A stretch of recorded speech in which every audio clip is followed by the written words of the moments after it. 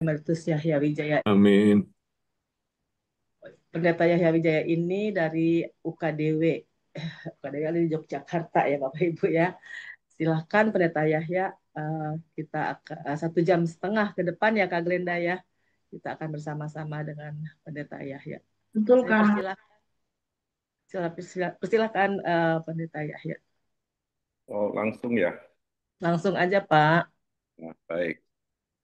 Terima kasih. Selamat malam semuanya. Malam. Sudah lama juga saya tidak mengunjungi GKI Pondok Indah. Baik, jadi tema yang diminta kepada saya untuk kita sama-sama pelajari malam hari ini adalah kekerasan di dalam Alkitab. Ya, Eh, Alkitab kok isinya kekerasan sih. Ya, Alkitab isinya memang macam-macam sih, bukan cuma hal baik-baik ya. Cuma kan jarang kita expose ya. Biasanya yang kita expose yang baik-baik saja. Tapi kalau kita baca secara lebih teliti, isi Alkitab ini apa saja ada di dalamnya.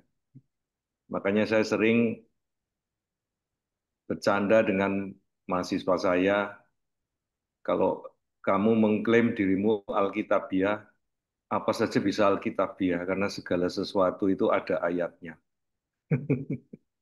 Mau orang mau apa menyembuhkan orang sakit ada ayatnya, tapi orang mau menyakiti orang lain juga ada ayatnya. Bahkan untuk membunuh orang pun ada ayatnya. Ya, jadi memang kalau kita cukup jujur membaca Alkitab, Alkitab ini sangat rumit isinya ya, complicated sekali. Karena itu dulu sebelum reformasi Alkitab ini kan digembok ya. Tidak boleh sembarang orang membaca karena ada banyak bagian-bagian Alkitab ini yang mungkin kalau dibaca eh, dengan lugu gitu bisa menimbulkan kegoncangan iman. Ya. Baik, saudara kita coba baca saja beberapa teks yang kontroversial ya. Saya share dulu ya. Ini di mana? Saya bisa di Luar biasa. kasih. Udah bisa, Pak. Bisa langsung aja Pak ya. Ya.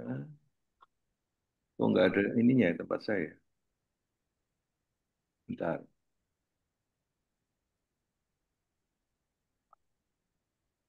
Oke.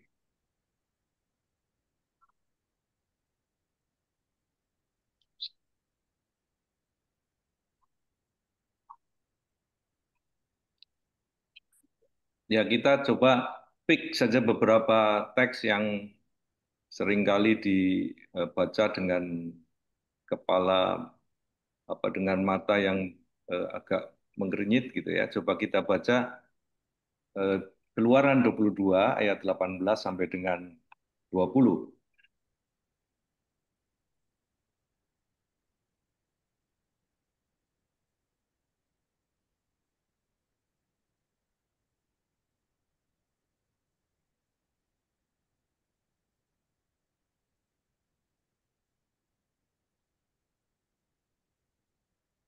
Kedua,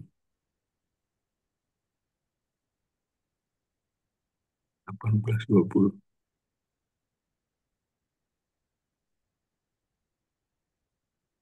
Oh, saya kira salah, bukan itu. Atau kita baca bawahnya coba. Ulangan 25 ayat 11-12.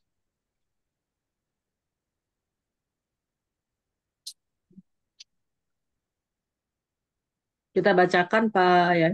Ya, silahkan. Ulangan pasal 25 ayat 11 dan 12. Iya.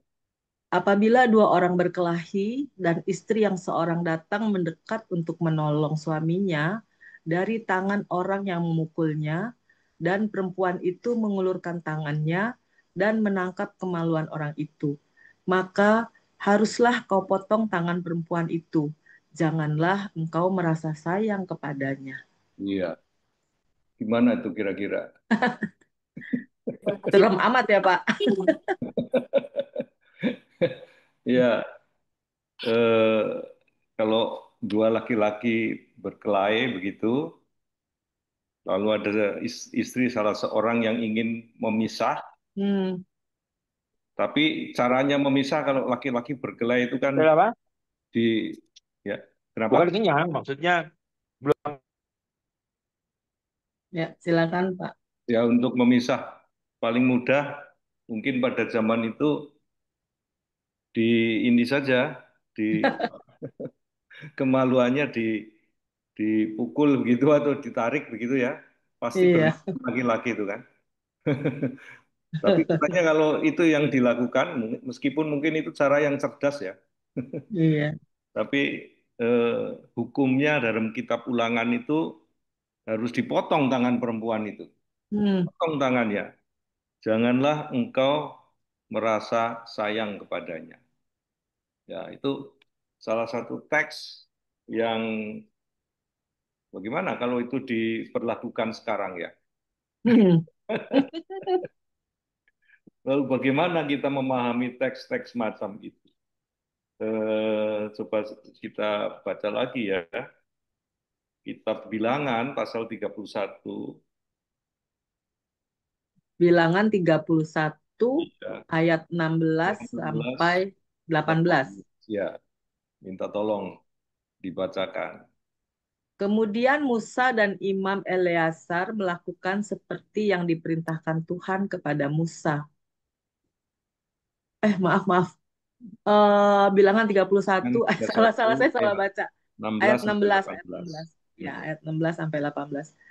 Bukankah perempuan-perempuan ini atas nasihat Bileam menjadi sebabnya orang Israel berubah setia terhadap Tuhan dalam hal peor, sehingga itulah turun ke antara umat Tuhan. Ayat 17, maka sekarang bunuhlah semua laki-laki di antara anak-anak mereka dan juga semua perempuan yang pernah bersetubuh dengan laki-laki haruslah kamu bunuh. Tetapi semua orang muda di antara perempuan yang belum pernah bersetubuh dengan laki-laki haruslah kamu biarkan hidup bagimu. Iya, dan kalau kita baca dari awal di ayat Hmm, pertama, judulnya Tuhan berfirman kepada kepada Musa. Musa. Berarti ini kan menurut cerita ini firman Tuhan Ya, kepada Musa. Tuhan memerintahkan supaya eh, umat itu membunuh ya, perintah membunuh. Bukan perintah jangan membunuh, tapi perintah ya, bunuh gitu kan. haruslah kamu bunuh. Ya, Iya, haruslah kamu bunuh semua laki-laki di antara anak-anak mereka, juga semua perempuan yang pernah pernah bersetubuh dengan bersetubuh dengan laki-laki. laki-laki, ya. Harus kamu bunuh. Bagaimana kita bisa memahami firman Tuhan yang seperti itu? Perintah untuk membunuh secara massal, ya, pembunuhan massal yang menurut saya kejam sekali kan? Iya, Dengan tuduhan ini yang menyebabkan terjadinya tulah gitu. Apakah itu bisa dibuktikan? Juga kita tidak tahu. iya. Satu lagi dari Perjanjian Lama kita baca Mazmur 137. Mazmur 137 ayat 8 dan 9. Ya, Hai putri Babel yang suka melakukan kekerasan, berbahagialah orang yang membalas kepadamu perbuatan-perbuatan yang kau lakukan kepada kami. Berbahagialah orang yang menangkap dan memecahkan anak-anakmu pada bukit batu. Ini saya ketawa jadi bacanya. ya. Jadi Berbahagia gitu ya. jadi apa ini juga semacam kutukan kepada pihak Iya, yang dianggap melakukan kekerasan, tetapi iya. eh, kutukannya lebih sadis ya. Hmm, Berbahagialah orang yang menangkap. Jadi ini imajinasi yang sangat sangat hmm. sangat kejam. Berbagai mungkin membayangkan saja nggak tega gitu ya. Ngeri ya, Pak. Berbahagialah orang yang menangkap dan memecahkan anak-anakmu Anakmu. pada bukit batu gitu loh. Ya, Anak-anak salah apa gitu kan? ya. Ya, dan itu Mazmur ya. Mazmur 137 ayat 8 sampai 9. Em, itu mungkin perjanjian lama kita bilang, oke lah perjanjian lama jangan terlalu serius gitu kan. Atau sekali kan kita kalau perjanjian lama ya sudahlah, anggap saja itu perumpamaan atau peribahasa atau apa gitu. Tapi kita coba lihat perjanjian baru ya, Matius 18 ayat 6 sampai 9. Matius 18 ayat 6 sampai 9. Ya. Tetapi barang siapa menyesatkan salah satu dari anak-anak kecil ini yang percaya kepadaku, lebih baik baginya jika sebuah batu kilangan diikatkan pada lehernya, lalu ia ditenggelamkan ke dalam laut. Celakalah dunia dengan segala penyesatannya.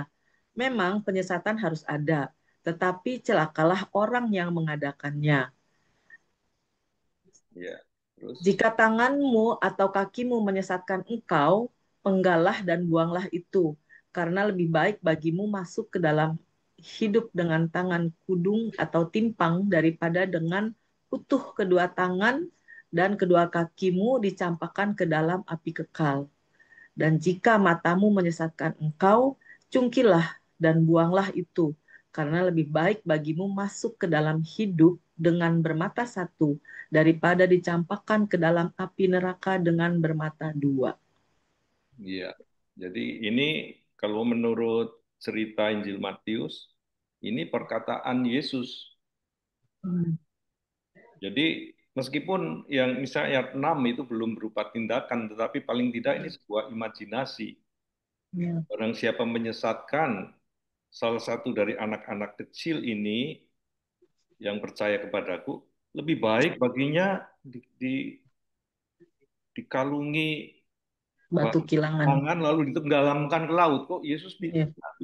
bisa punya imajinasi seperti itu ya? Ya. Ya mungkin memang perbuatan yang jahat untuk menyesatkan anak-anak begitu ya. Tetapi apakah eh, bahkan hukum saat ini apakah juga sampai hati gitu ya untuk Hmm. menetapkan orang yang bersalah menyesatkan anak itu dengan cara ditenggelamkan di laut. Tapi ini ada di dalam Alkitab Perjanjian Baru dan menurut Injil Matius ini perkataan Yesus. Padahal kita biasanya kan bayangan kita Yesus lemah lembut ya. Ada Ya. lagunya kan ada tuh kan manis lembut Tuhan Yesus memanggil itu. Ya. Tetapi Yesus juga punya kata-kata yang seperti ini ternyata. Lalu buanglah kalau tanganmu menyesatkan kamu, kakimu menyesatkan kamu, matamu menyesatkan kamu, dicungkil aja, dipotong saja. Ini kan juga kejam sekali dan pernah juga ada orang yang secara harfiah melakukan itu. Saking Ngeri ya. saking Ya. eh, saking percayanya dengan teks ini dan merasa bahwa dia sudah disesatkan oleh matanya sendiri dengan Hmm. menonton hal-hal yang tidak pantas ditonton, lalu dia cungkil matanya.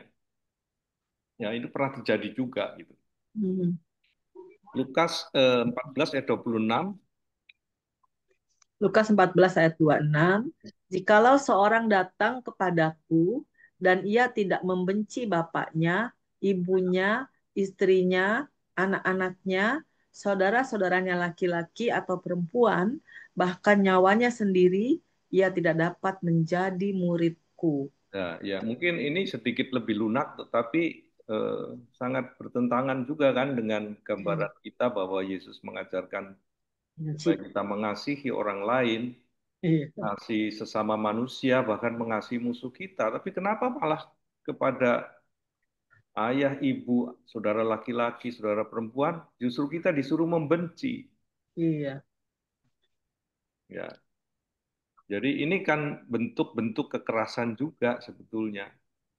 Ya, ada banyak teks-teks Alkitab seperti itu gitu ya, yang eh, memberikan kesan seakan-akan kita atau kekerasan itu juga merupakan bagian dari perbuatan yang diperintahkan Allah. Sehingga tidak heran kalau banyak juga kejahatan yang dilakukan oleh orang-orang beragama dengan asumsi bahwa Tuhan yang menyuruh dia melakukan itu. Jadi tindakan seperti terorisme, pembunuhan, bunuh diri, itu sering dipahami juga sebagai sebuah tindakan suci. Hmm. Bahkan perang juga sering dianggap sebagai perang suci. Ya, ada sejarah yang melibatkan kelompok-kelompok beragama, khususnya Kristen dan Islam, ya perang salib atau perang Sabil itu, yang dilakukan dengan asumsi itu perang suci diperintahkan Tuhan. Dan dalam perang juga pembunuhan sesuatu yang tidak terelakkan. Ya, sehingga ketika para tentara melakukan pembunuhan di medan perang, mereka tidak merasa bersalah sama sekali karena mereka menganggap telah melaksanakan misi yang suci. Alkitabnya ada. Bahkan membasmi musuh sampai habis gitu ya. Ada Jihad gitu ya, Pak. jihad ataupun Iya, yang dilakukan Israel iya. di Gaza ya, itu Iya. ada referensi sucinya juga dan sebaliknya yang dilakukan oleh Hamas. Mhm. Jadi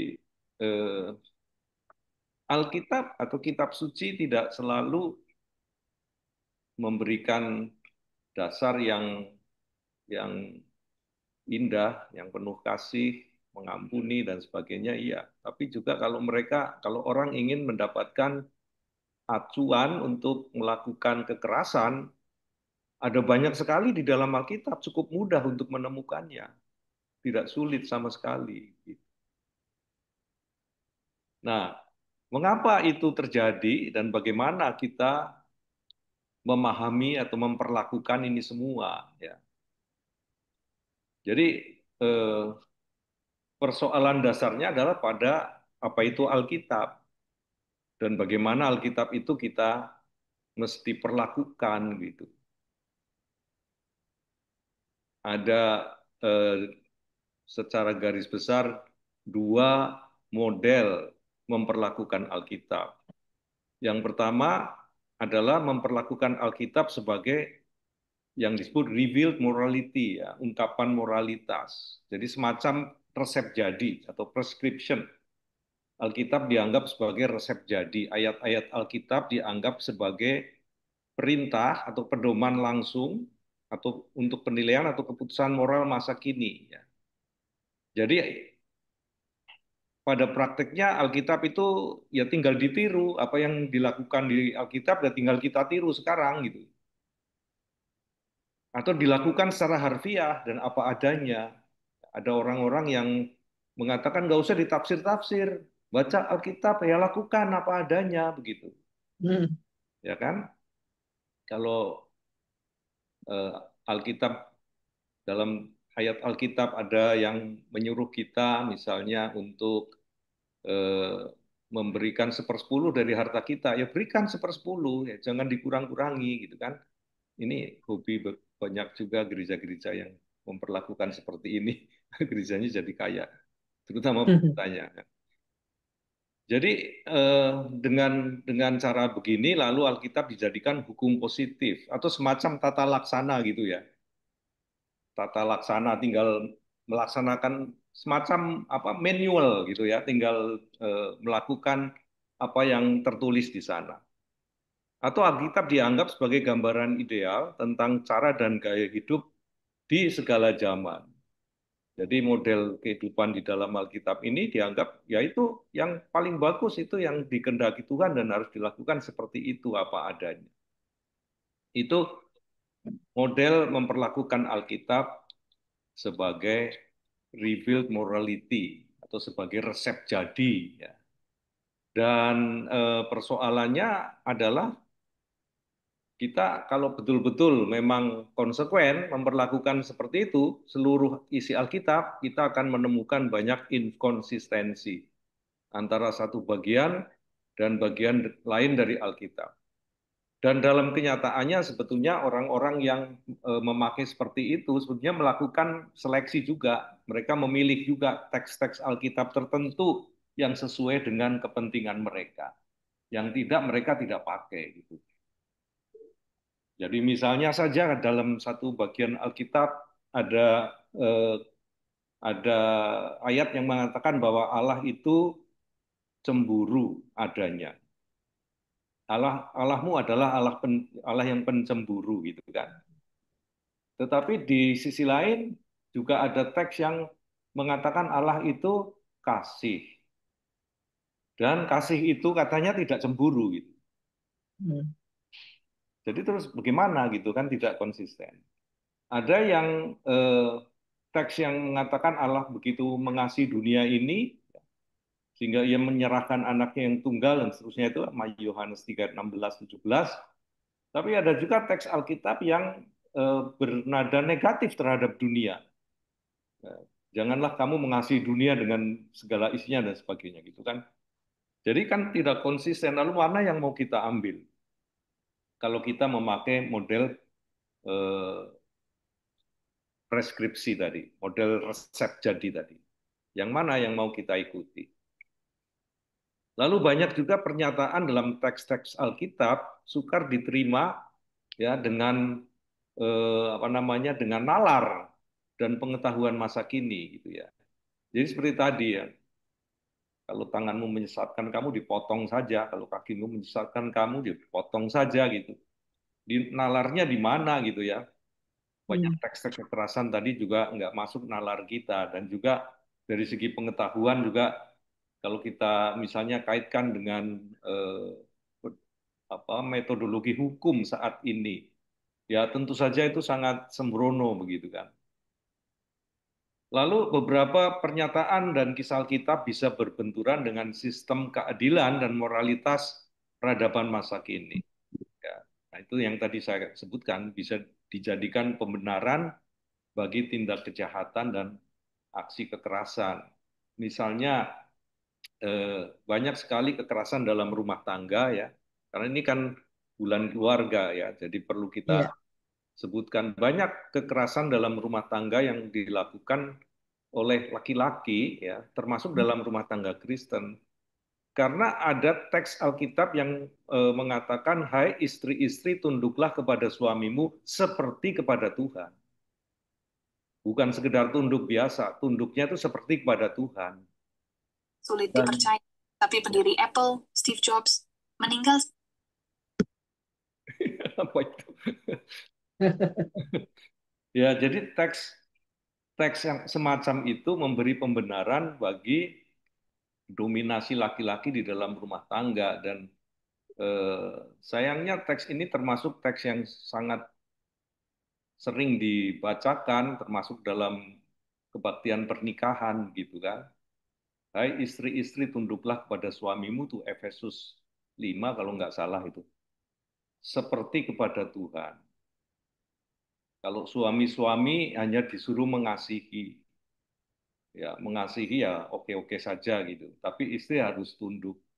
Dan berdasarkan ayat ini, kalau istrinya itu rewel sedikit saja, lalu suaminya bisa merasa punya referensi yang cukup kuat untuk melakukan KDRT ya, kekerasan baik kekerasan fisik maupun kekerasan mental gitu, berdasarkan teks Alkitab. Jadi ini sering terjadi. Teks-teks Alkitab dijadikan pembenaran bagi tindak kejahatan, aksi kekerasan, dan juga praktek-praktek ketidakadilan. Di dalam eh, gereja juga begitu. Di gereja Anglikan itu baru saja Church of England, gereja Anglikan di Inggris mengangkat Archbishop perempuan pertama kali dalam sejarah. Uskup agungnya perempuan. Lalu reaksi banyak sekali gereja Anglikan dari negara-negara lain yang ingin memutuskan hubungan bahkan karena bagi mereka itu melawan firman Tuhan. Karena memang ada teks Alkitab yang melarang perempuan berbicara dalam pertemuan jemaat. Iya. Ada kan? Perempuan dilarang, perempuan tidak boleh menjadi kepala laki-laki gitu ya kan. Ada ayatnya semua itu. Ya, walaupun ada juga ayat-ayat lain yang menggambarkan bagaimana perempuan berhasil menjadi nabi, ya. Perempuan juga memimpin gitu ada juga. Tetapi yang lebih terkenal itu kan teks-teks seperti itu dan itu dipakai di banyak gereja. Perempuan tidak boleh menjadi pendeta misalnya. Apalagi nih sekarang di Church of England itu Archbishop ya, Uskup Agung Uskup Agung Canterbury lagi. Jadi itu kepalanya semacam pausnya Anglikan gitu. Jadi ribut semua gitu karena dianggap melanggar bukan hanya tradisi tapi juga ayat Alkitab. Jadi inilah Alkitab kita gitu. Tidak sederhana sebetulnya kalau kita baca secara cermat, secara keseluruhan. Banyak teks-teks yang berbenturan sebetulnya dengan dengan nalar kita, dengan rasa keadilan kita, dan juga dengan moralitas peradaban masa kini. Nah, model yang kedua adalah yang memperlakukan Alkitab sebagai ungkapan realitas atau revealed reality ya. Jadi kalau yang pertama tadi Alkitab seperti resep jadi atau prescription, yang ini Alkitab dipahami sebagai sebuah penggambaran atau deskripsi. Jadi bukan resep jadi, bukan tata laksana, bukan sesuatu, bukan manual ya. Yang kalau kita ingin melakukan apa-apa tinggal cari ayatnya lalu kita lakukan apa adanya, bukan seperti itu. Tapi Alkitab menyajikan kepada kita gambaran-gambaran gitu ya.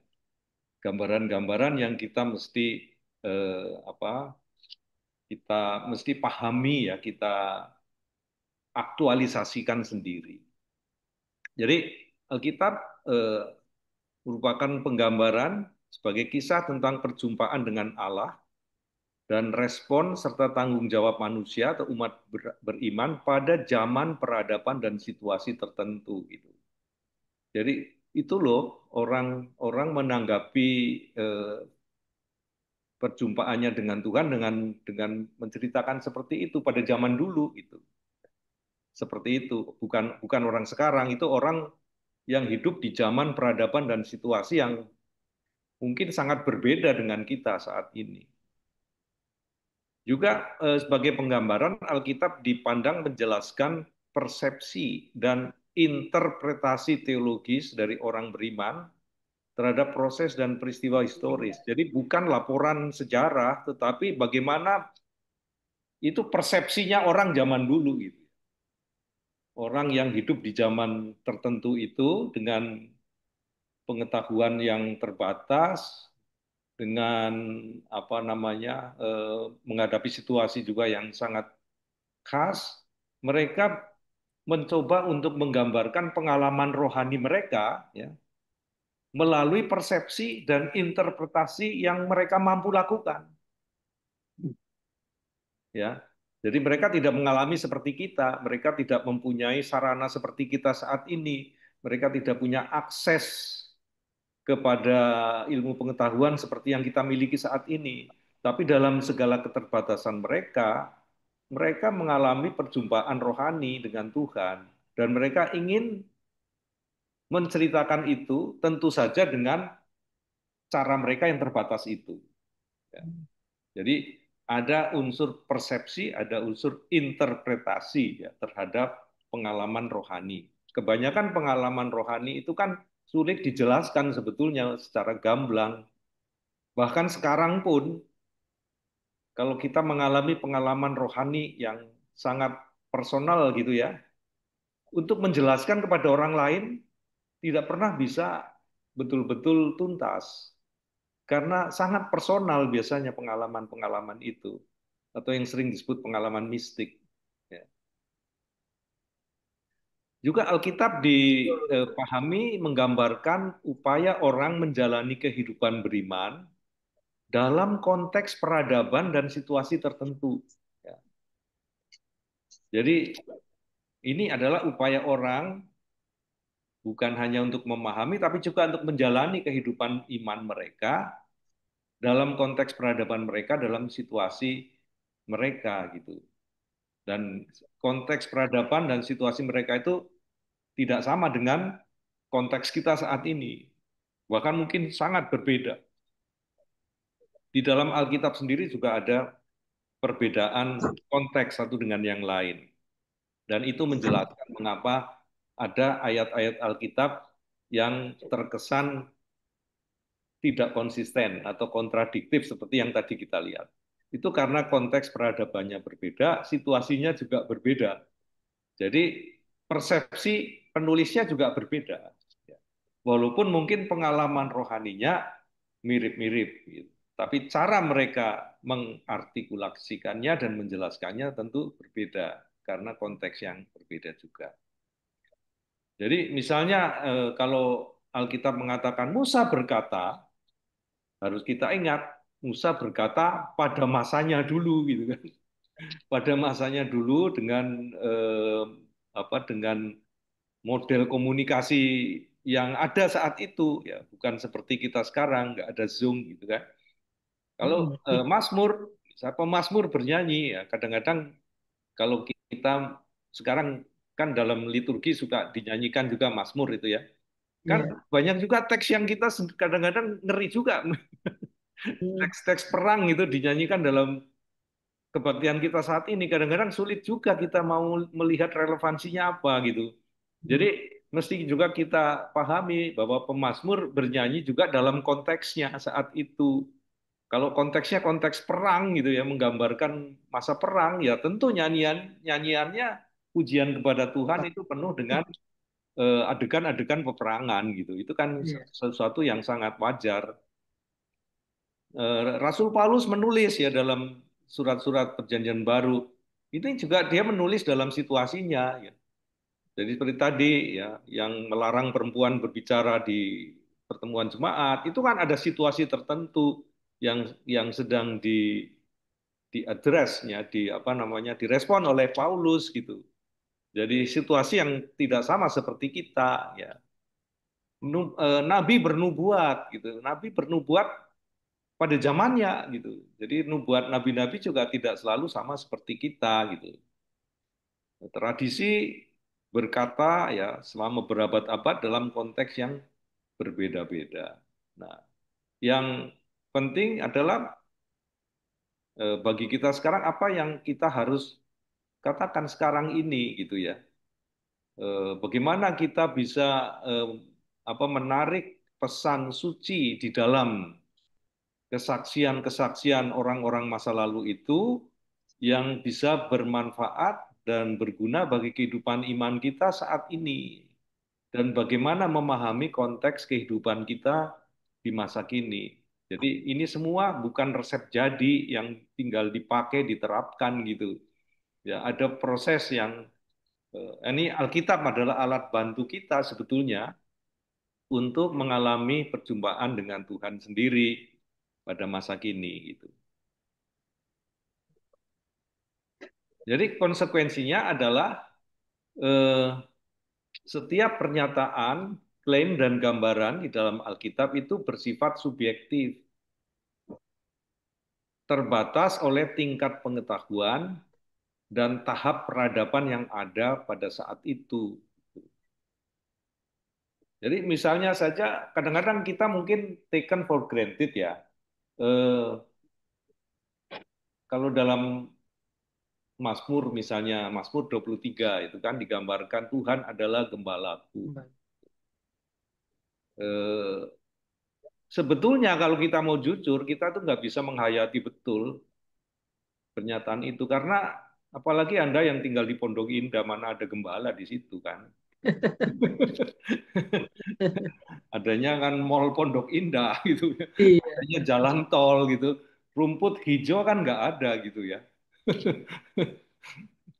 Jadi eh, makanya kadang-kadang kalau ada orang Halo, ini yang mencoba membuat lagu dari Mazmur 23, lagunya tuh tidak cocok persis dengan isi dari Mazmur itu, karena Mazmur itu menggambarkan gembala dalam situasi yang rawan dan penuh bahaya gitu.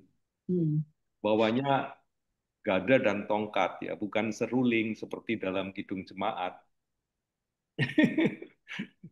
Jadi setiap pernyataan, klaim, dan gambaran Alkitab sifatnya subjektif, terbatas oleh pengetahuan dan peradaban orang yang menulis pada saat itu. Pesan suci dan relevansi dari teks-teks Alkitab hanya dapat ditemukan melalui penggalian yang hati-hati dan jujur gitu. Dan seringkali perlu bantuan ilmu-ilmu yang lain, ilmu sejarah, antropologi, sosiologi, arkeologi, dan sastra. Inilah yang dilakukan kami di sekolah teologi gitu kan. Dalam kuliah-kuliah penafsiran Alkitab atau kajian Alkitab ya, kita selalu perlu bantuan ilmu-ilmu lain untuk bisa menarik apa sih pesan sucinya begitu. Karena bungkusnya itu banyak sekali ya, bungkus ideologi, bungkus budaya begitu Hmm. yang tidak selalu bisa kita temukan dengan mata telanjang gitu. Hmm. Karena itu penggunaan teks Alkitab sebagai revealed morality ya, sebagai apa tadi resep jadi tadi bisa justru melenceng dari pesan suci yang terkandung di dalamnya.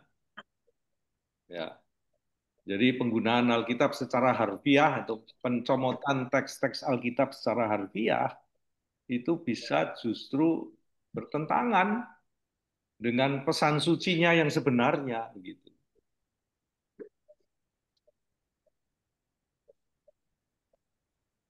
Ya, jadi ini salah satu contoh ya.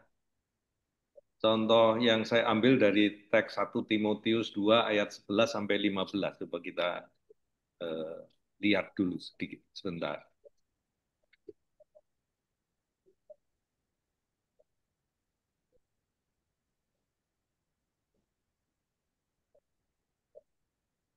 Satu Timotius 2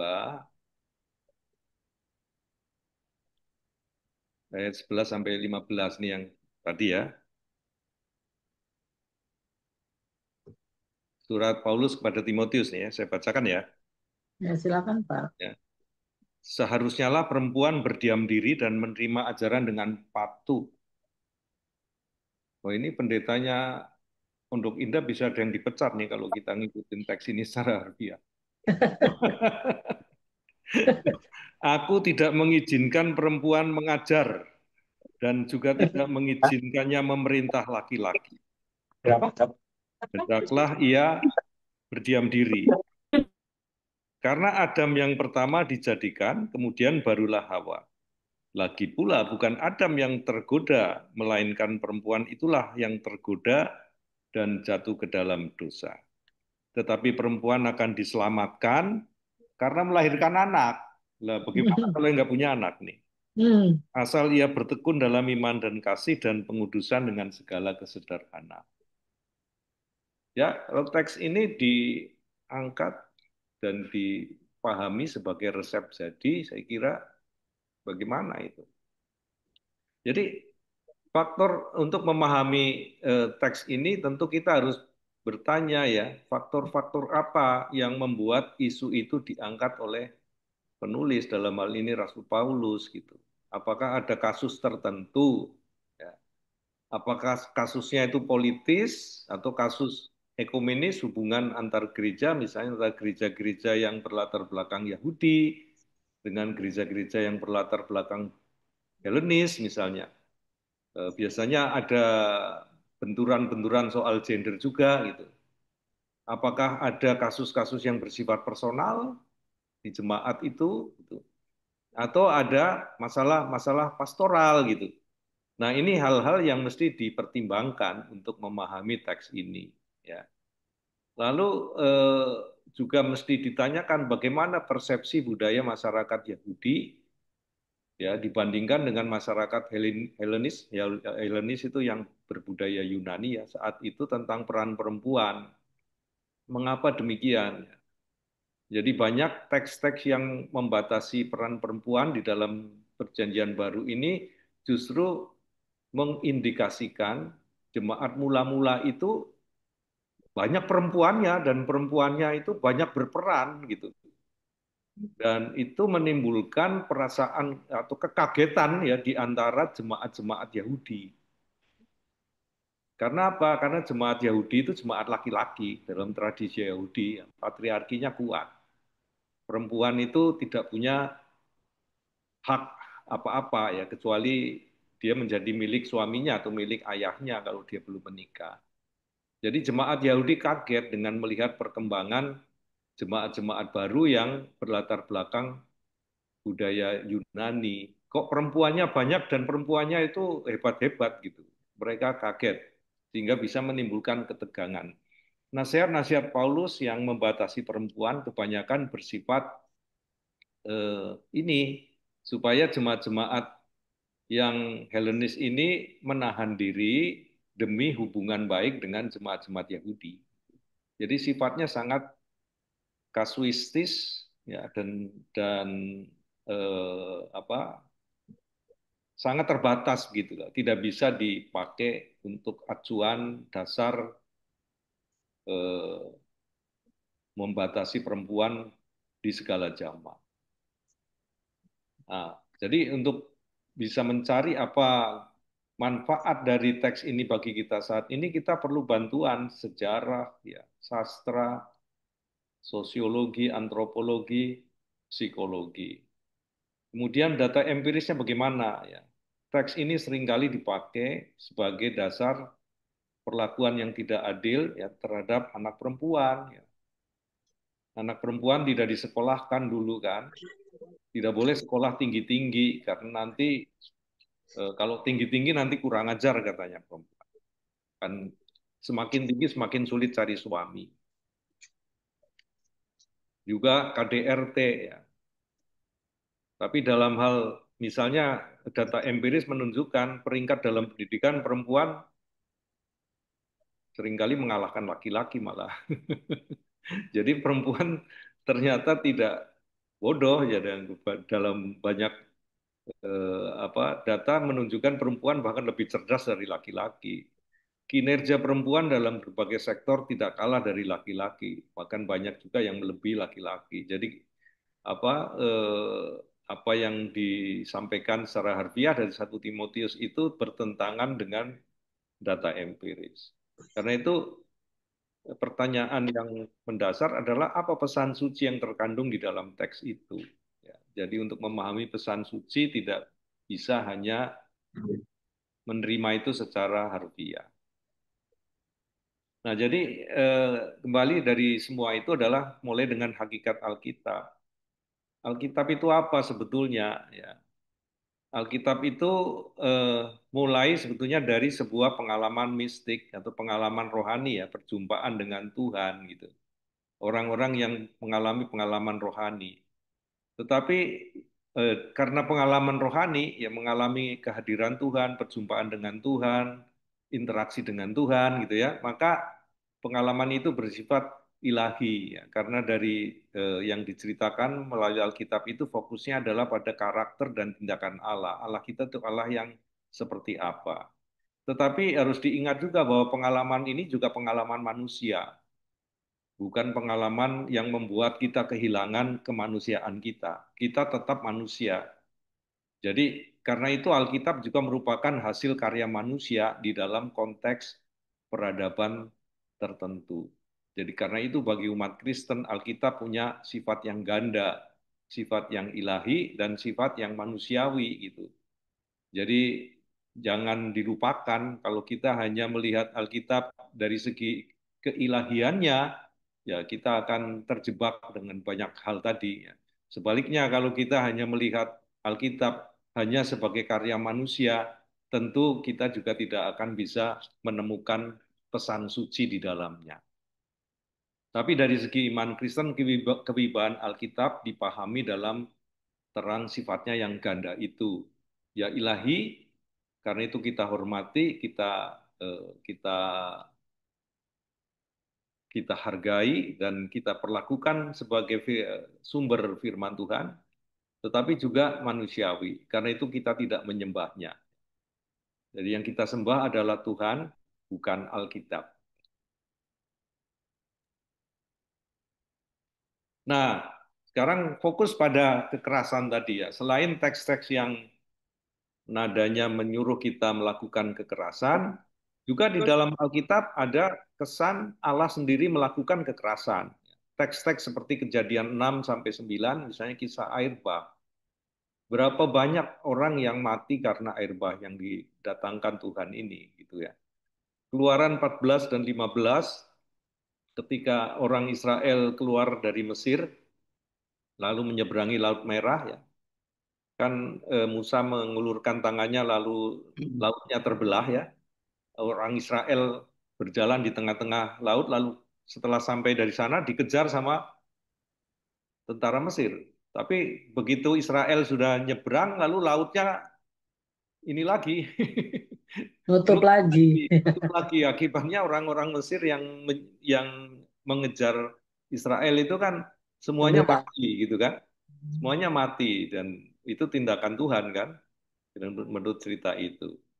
Lalu dalam Yeremia 7 malah digambarkan banyak hukuman atas umat Tuhan yang tidak setia ya. Karena umat dianggap tidak setia pada Tuhan, mereka juga dihukum.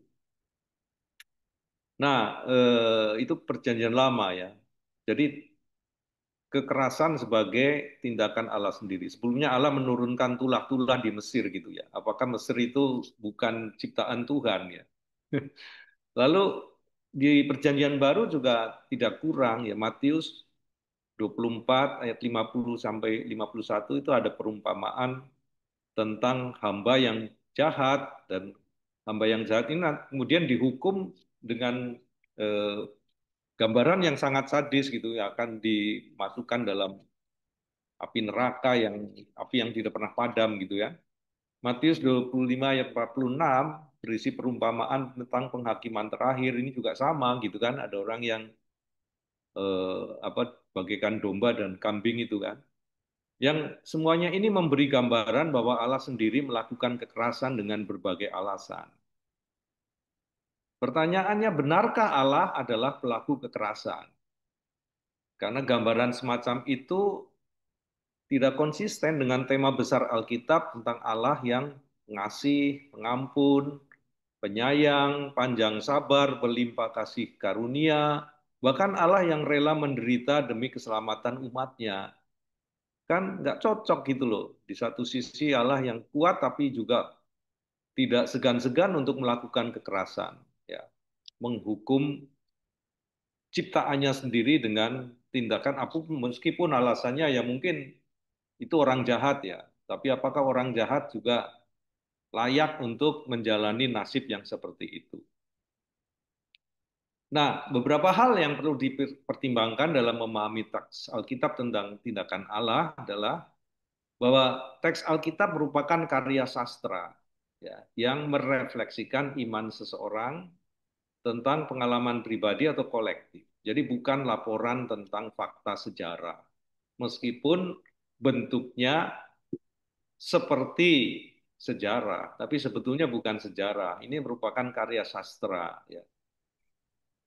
Nah, tokoh-tokoh dalam karya sastra itu, misalnya Firaun, Goliat, dan lain-lain, merupakan personifikasi sebetulnya. Jadi pengarang Alkitab itu mempersonifikasikan suatu kebijakan atau kekuatan yang berdampak baik atau buruk bagi umat.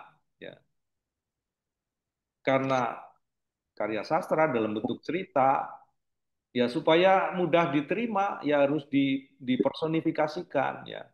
Bahkan Allah sendiri sebetulnya digambarkan secara personifikasi atau antropomorfis gitu ya. Seakan-akan Allah itu seperti manusia gitu. Kalau tidak kan sulit juga ceritanya gitu.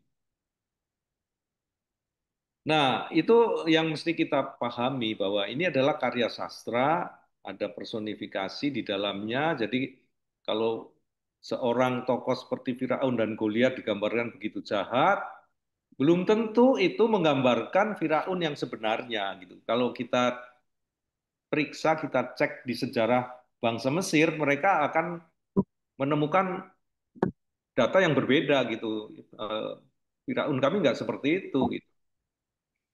Tapi ini adalah cara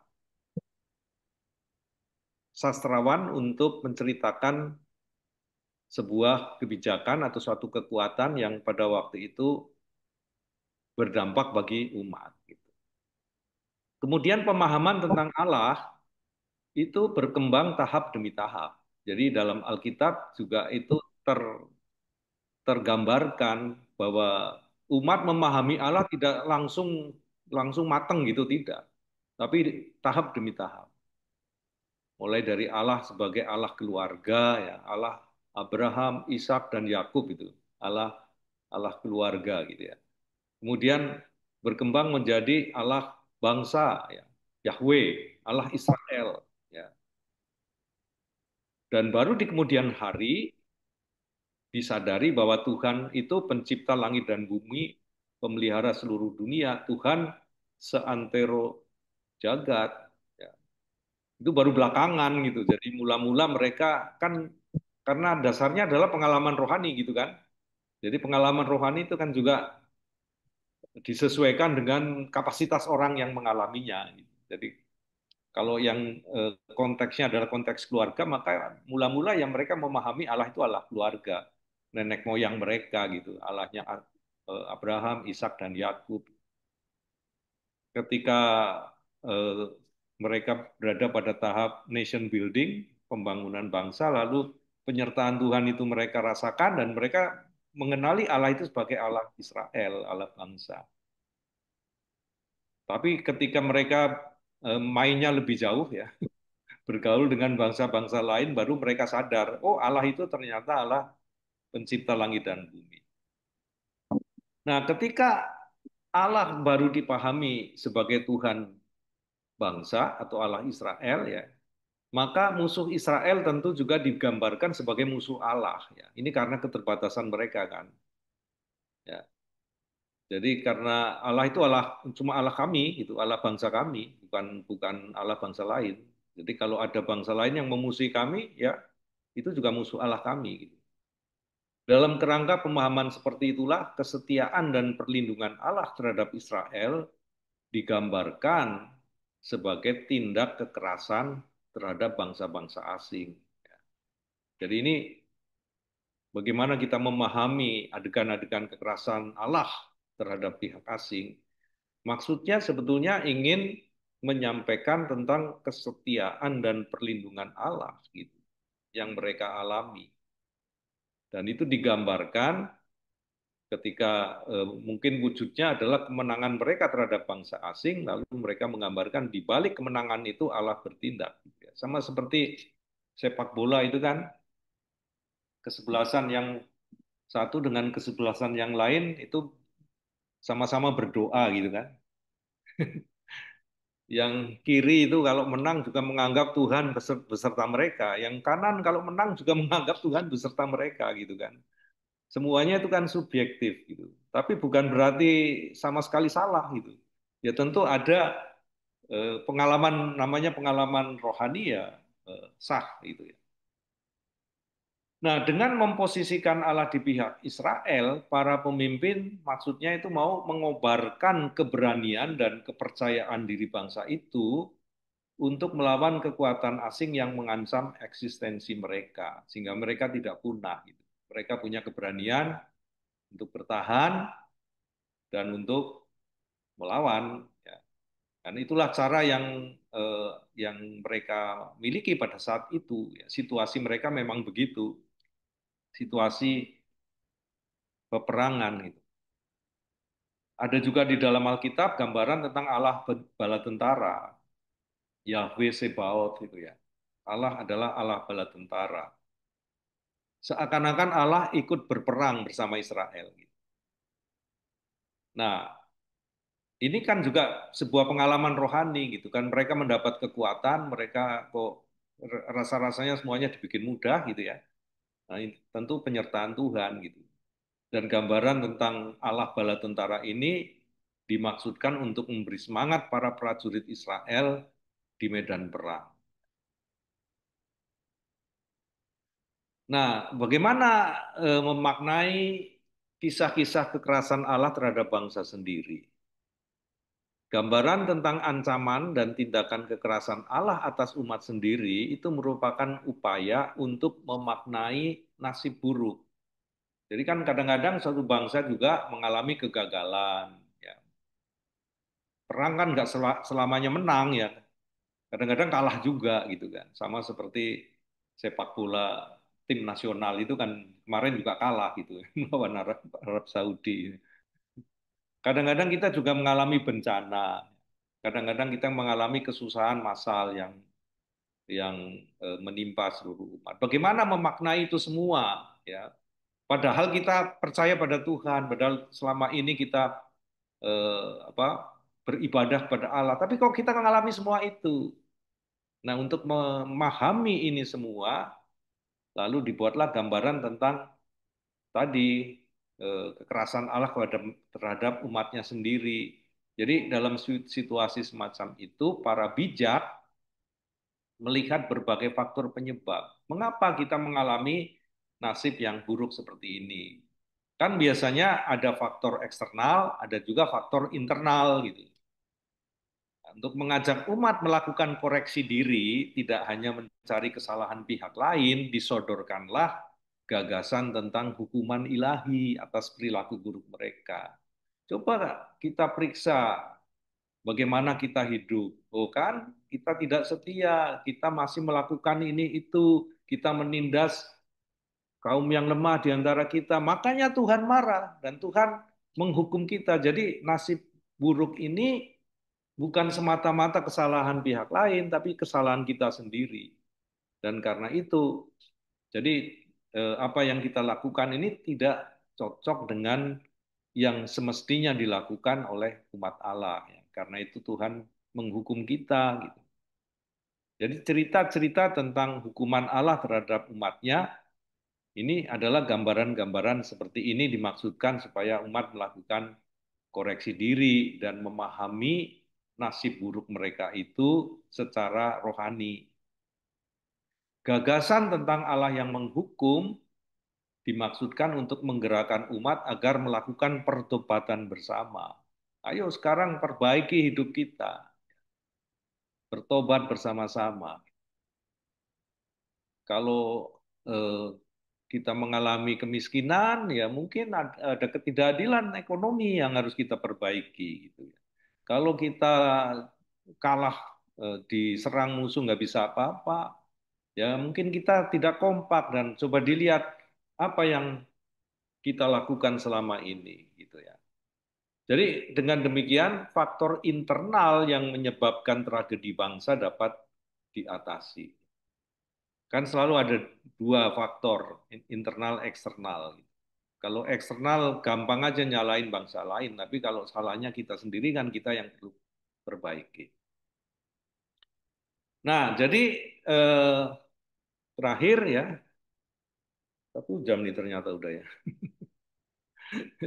Jadi pertanyaan kembali, apakah Allah yang pengasih, pengampun, dan penyayang itu juga pelaku kekerasan? Ini kesimpulannya ya. Nah, ketika membaca Alkitab perlu dibedakan antara Allah tekstual dan Allah aktual. Gitu ya. Allah tekstual adalah penggambaran tentang Allah oleh para teolog sastrawan yang menulis cerita Alkitab.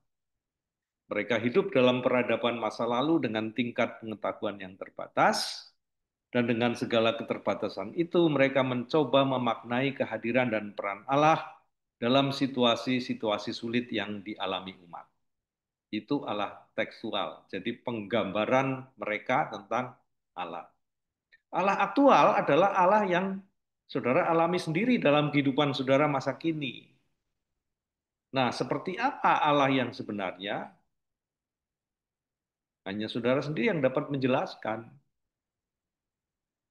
bukan gereja, bukan saya, bukan siapapun.